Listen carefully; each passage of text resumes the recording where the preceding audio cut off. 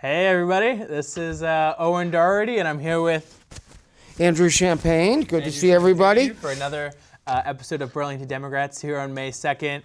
We've got an exciting episode here for you today, and thanks for tuning in on this beautiful, beautiful May Friday. My friend, we got an action-packed half hour. We've got a lot to talk about. We have to start it off on two somber notes. I just came from my dear friend and former National Committee man's funeral, Richard Cassidy. My great engineer and producer is helping me out. There's a picture of Mr. Cassidy. He passed away from cancer at the age of 71, but I met him in 1999 on the Bill Bradley, when Senator Bradley and former Nick Starr, here he is, hey, bless you, bro, ran for president, and Richard worked on the campaign, and I met his wife, who's one of the heads of the Church Street Marketplace, and also worked, I think, every Jazz Fest and every first night. Becky Cassidy, maybe we can find a picture of her and old city stuff. But Rich valiantly fought throat cancer, and the funeral was at 4, and I figured I had a good excuse. I could stay, say my blessings, sign the guest book, but he would have said, come do the show. Senator Leahy was there, Treasurer Pichek, Speaker Kowinski, all sorts of people, all sorts of lawyers, but all sorts of people that Rich helped out. Rich helped me out. He, I never told you this story, Owen, but no. Owen and I ran for delegate to go to the convention. It was very competitive, very tough. And I called him and he goes, well, of course I'm supporting you, Andrew. I voted for you every time. But my doctor has told me that because so many people, I can't come. But if it's down to a vote, I'll come. And I mentioned Owen, and he said, I heard about that young guy. So that was the last time I talked to him. Bless him. Bless his wife. Thanks to the UU Church. Thanks to Charlie and Devin there. I told him I'd give him a shout out. He had Burlington police escort with the white gloves. Yeah. He was, my friend, sometimes people die and you're always sad, but this was a special person. This guy, if you look at his obituary in 7 days, it's paragraphs. He served under 4 governors. Our friend Hannah King was there, Moreau. I'm going to let you talk. Okay, this is a mortal man, a man. We talk about someone that will be immortalized, but he was a common man. He was for the Rich Cassidy and the Pope. They both were always trying to help somebody out. Definitely. Let's talk about Pope Francis. Pope Francis passed away. Thank you, Rich. This week or 2 weeks ago now. 2 weeks ago now, I think. About 10 days ago, I think. Yeah. Passed away, and although this is a political show, Pope is also political, very political guy, standing up for humanity of all people, really charismatic. All people. Definitely took the church in a different direction, kind of a more progressive Who am direction. I to judge, right? Yeah, I think it's a good direction for the Catholic Church, but and certainly, bless I'm folks Catholic. that Are people. you Catholic? I'm not Catholic. Okay, no. I am Catholic. Yeah. Pope Francis, interesting guy, born in Argentina to Italian parents. So he was both of Europe and Argentina. Yep. But, you saw the very simple casket he was buried in. He lived in like 2 rooms. His apartment was smaller than my apartment or your apartment. Yep. Oh. You've lost your microphone. Oh, I'm sorry. Kevin, thank you. Yeah, he was a simple guy. They talked Simple, about how but he didn't live in like the palatial, papal, mansion 100-room house. in the Vatican. He just stayed in like a little cardinal apartment, and during his whole time as Pope, and God bless him. visited, expanded the church all over the world. Raised a lot of money, which is always. Here's a fact that people don't know.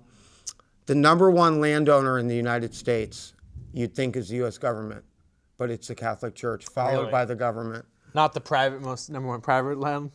I'm not sure, but we'll check the facts. The guy worked. Okay, guy. My mother always gets mad if you ever say guy about a priest, but he worked till the day he died. Yeah. Unfortunately, meeting with J.D. Vance, who did give good okay, he's a Catholic. Well, okay, I got to be kind.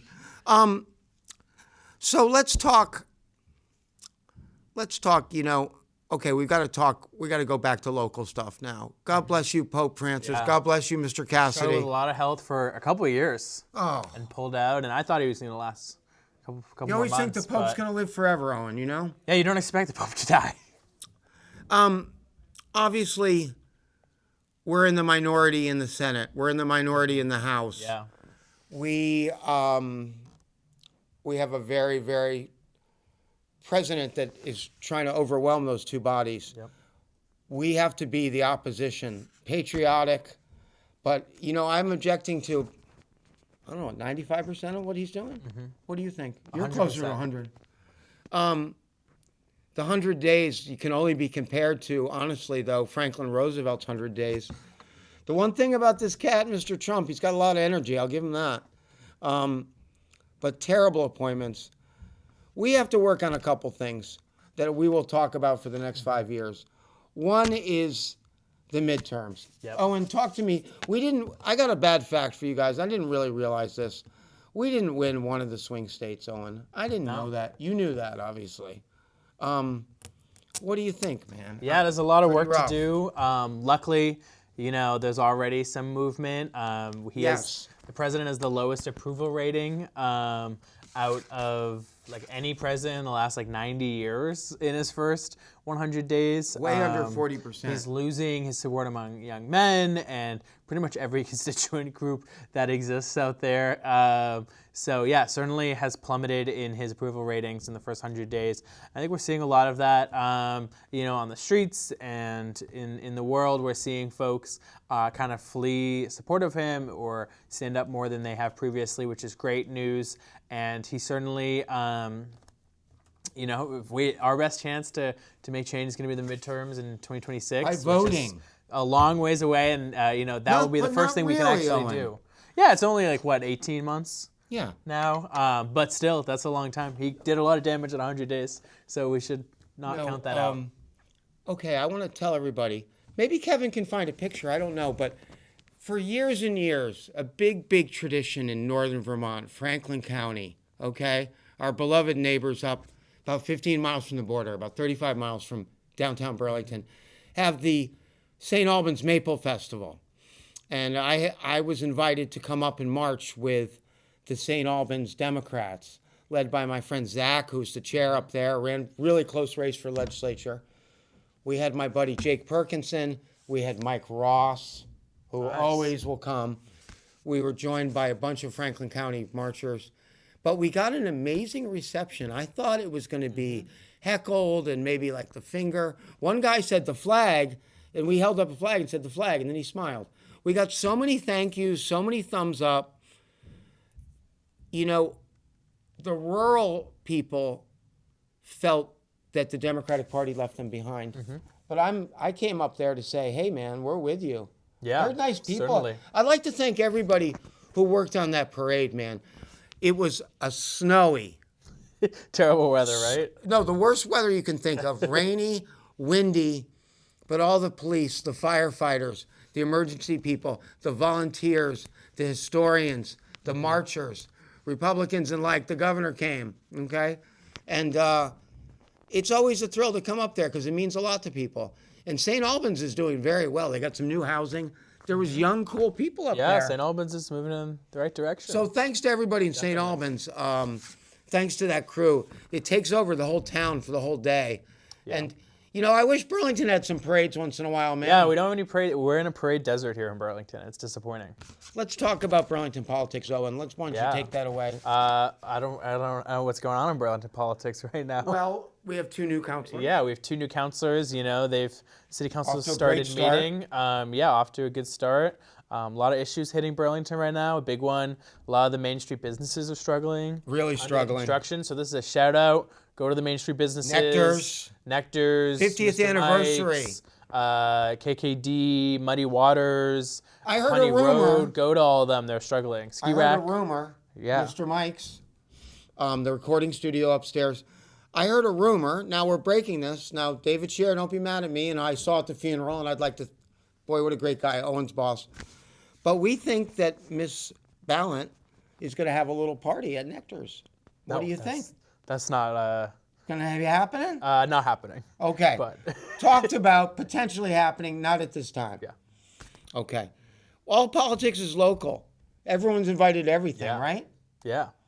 Tell me, okay, Owen, full disclosure, Owen works for Congresswoman Ballant, and he also has a part-time job working on her election campaign, which he works on at nights and on weekends, and then sometimes in the morning before you go to work.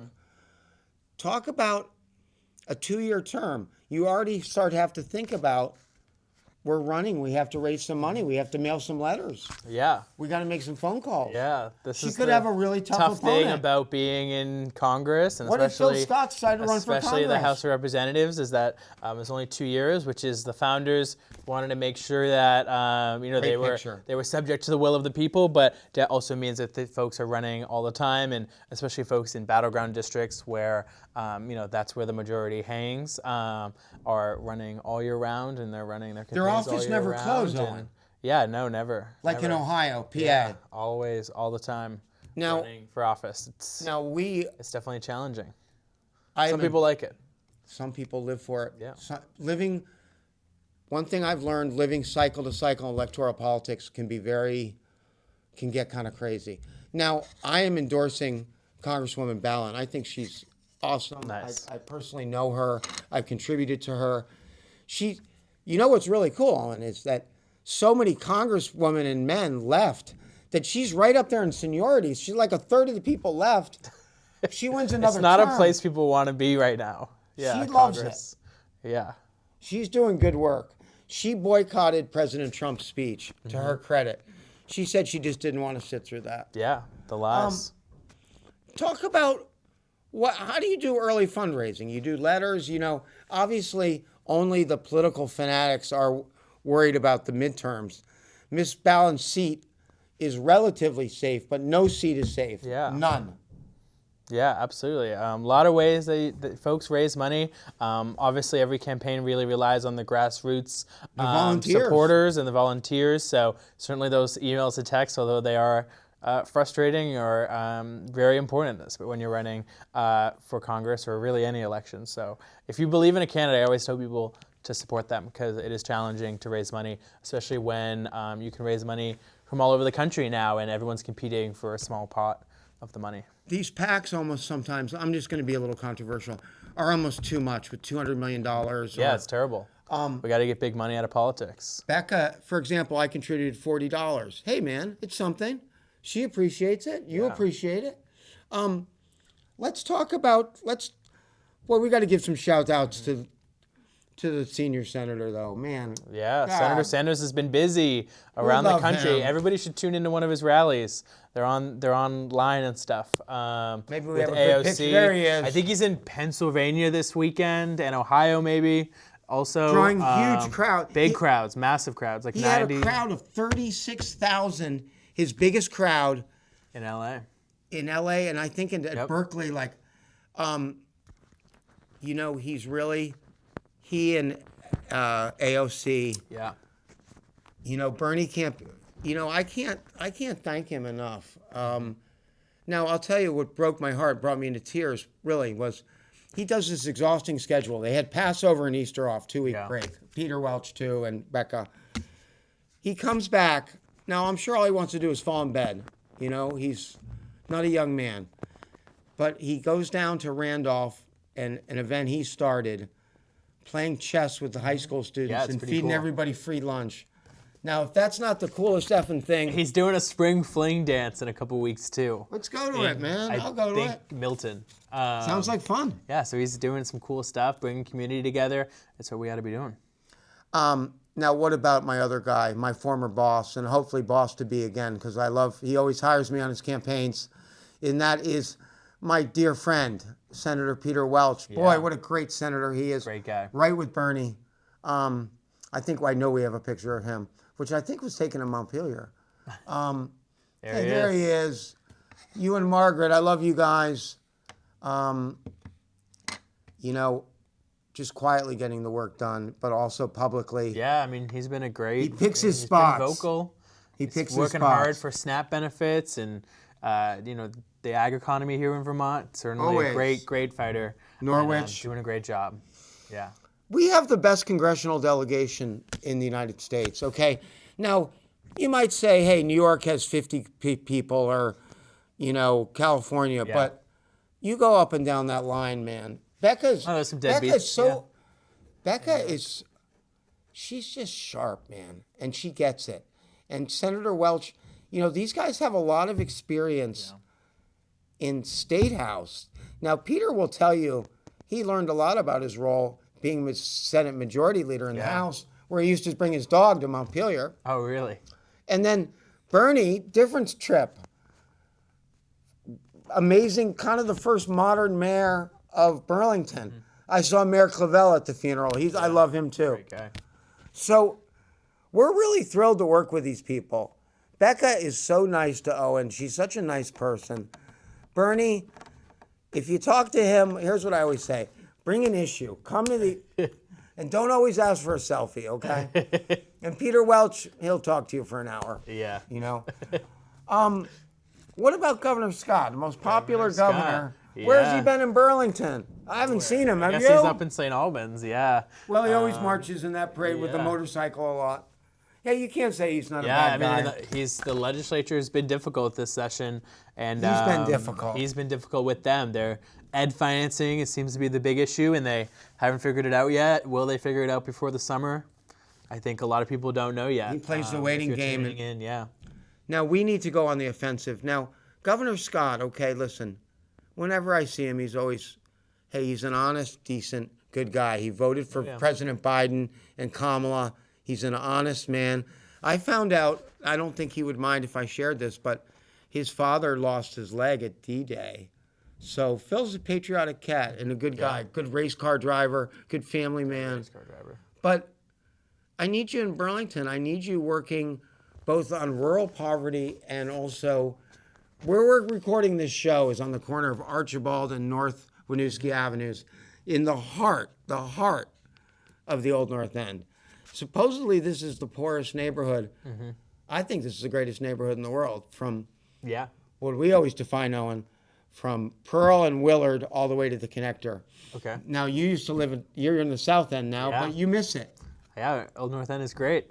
And, you know, we're struggling. You know we're struggling with this drug thing. Just take a walk downtown. Here's a telephone number you can call if you're having some issues. Like, look, COVID screwed us all up, all right? 211, yes. Okay. That is the state number. Owen, talk to him about that. Yeah, 211's got everything you need. If you need help with housing or food assistance or a lawyer or heating or cooling. Or a friend to talk to. Or, a friend to talk to. Whatever it is, really, it is expansive. 211 is there for you, so you should definitely utilize it. Toll And free. they call and they will connect you with an organization that can promise. help you in your area. Yeah. Now, listen. It's like having 911, but Right. it's very chill. Anybody who thinks they came through COVID unchanged is really deluding themselves or is foolish. I know it made me, like, I don't go out as much, you know, I don't there's a lot of isolation. There's friends that man, not you, but I haven't seen you since before COVID. Yeah. A lot of staying home. I think a lot of people just binging on their phones and TV and social media. and forgetting their friends. So, you know, there's a new COVID shot that's out now. Mm-hmm. I've gotten 6. How many have you gotten? 5 or 4 or something? I have no idea how many I've gotten. I've gotten all the ones I'm supposed to have. I know that. The shots to get are the flu shot. Now, my mother always says the shingles shot because shingles is so painful. I'd be remiss if I didn't, before the credits, thank everybody at CCTV. Mm-hmm. 40 years, 1985, President Reagan's first term. I need to thank Miss Lauren Glendavidian, Miss Megan O'Rourke. We have a whole bunch of credits, but it's an honor to do this show. And I had to leave the funeral early, but I knew Rich would have been like, bro, you go do your effing show. It's live. One thing we want to talk about, it's in 5 years, but we're going to talk about it every show, and I want you to talk about it. It wasn't done properly in 2020. Constitutionally, it has to be done every 10 years, but with COVID, and it really, really hurt the Democrats. Take it away on Census 2030. Yeah, and all the jobs available, too. Oh, yeah. Census job is a great job if you're, like, walking around talking to people. Pay. Good pay. It's temporary. So, yeah, think about being a Looks census great walker. on your resume. The census is every 10 years, and they use that to determine Constitutionally.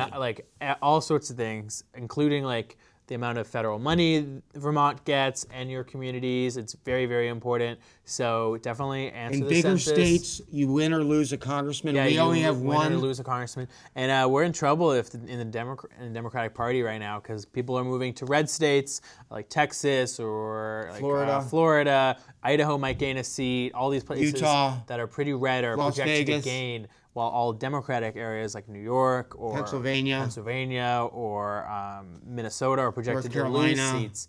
So definitely Illinois, make sure you're being probably counted. Southern Illinois. Yeah. So I got to give a shout out to one of my favorite senators who announced he's retiring. Yeah. Dick Durbin. I don't know, Kevin, if you could. It's Durbin. Durbin. He's not going to work that fast. No, he will. Senator Richard Durbin of Illinois. Good guy. Nobody works faster If you just show than a Kevin. picture of like any watch. average Within U.S. 1 senator, minute he we'll does have look it. like Dick Durbin. But yeah, it's great that all these. No, I want to show a picture of Dick Durbin. Yeah. Owen. You kind of look like Dick Durbin. Okay. He's 80 years old. I'm 61. I wanted to give a shout out to Senator Leahy. I saw him at the funeral today. He and Mrs. Leahy, they're extremely fine people. You know what? He's a cool cat. Like a lot of those senators, they just hang in Washington and fat cat it and walk around all cool. He moves back down to downtown Burlington. Yeah, it's pretty awesome. He's not playing. And he knew when to retire at the top of his game. And President pro tem of the Senate, so the senior senator. He set a good example of what the Democratic senators should be doing right now. Can we talk a little controversy for a second? Yeah, do you mind? Of course. What do you think about? Great way to end a show. Hey man, sometimes you got to talk it like it really is. What do you think, for example, with Senator Markey? What do you think with the older, very experienced Richard Neal, John Larson, Dick Durbin jumped out of that? What do you think about younger people challenging them? There he is. Dick is up there. Hey, there he is. Nice. Senator from Illinois. Thank you, Kevin. What What do you think about that, Owen? And off the record. I'm not retiring. Well, okay, we have a lot of older reps in the House and Senate. The average senator, I think, is 70. The average congresswoman, I think, 63. Now, do you revel in their experience and their knowledge how to get money back to their state? Or do you go with the young people with a lot, like an AOC type person? It's a controversial question. Yeah. You don't have to, you can just say, I don't know, man. I think it's personally, I think it's pretty clear that we're in need some new leadership in the Democratic Party right now. I think that at least has been clear. And I don't think these senators are doing it. 5th. And it's been clear since like November Dianne 5th. Feinstein like fumbled the judiciary hearings for Amy Coney Mitch Barrett. McConnell. Like it's been clear for many years. Yeah, Mitch McConnell, it goes both ways. It's been clear that the Democrats haven't done a good job pushing out their leadership or moving their leadership on, while Really hard. the Okay, Republicans my friend, have. These people raise all the money. Yeah. They've been there. Now, we always talk about getting on the plane. These guys get on the plane, go right to work, or what blows me away, come back to Burlington and go do an event. Now, I always feel headachy and like sore throaty after the plane. We have 5 minutes left, so what do you want to talk about? Well, I'll give another example on that. Okay. Like Jerry Conley, who led House Democrats on the Oversight Committee. The Oversight Committee was led by Jamie Raskin. Then he was elected to the Judiciary. There was like a whole thing. They were electing new members. They do that within the minority caucus. Right. And for ranking member. And he ran against AOC. Jerry Conley's been Close. representing like suburban or Arlington, like Virginia, for like more than 15 years now. It's one of the wealthiest districts and most influential. It is. And well-known guy for... Good guy. Nice guy. Came to Burlington last year for Vermont Democrats fundraiser. Yep.